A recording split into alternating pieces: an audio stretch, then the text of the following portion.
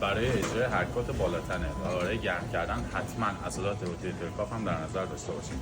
روتیتور کاف 4 تا عضله است که کنار همدیگه در کنار مفصل شانه است و وظیفه‌اش چرخاندن مفصل شانه و بازو. بریم برای انجام حرکات.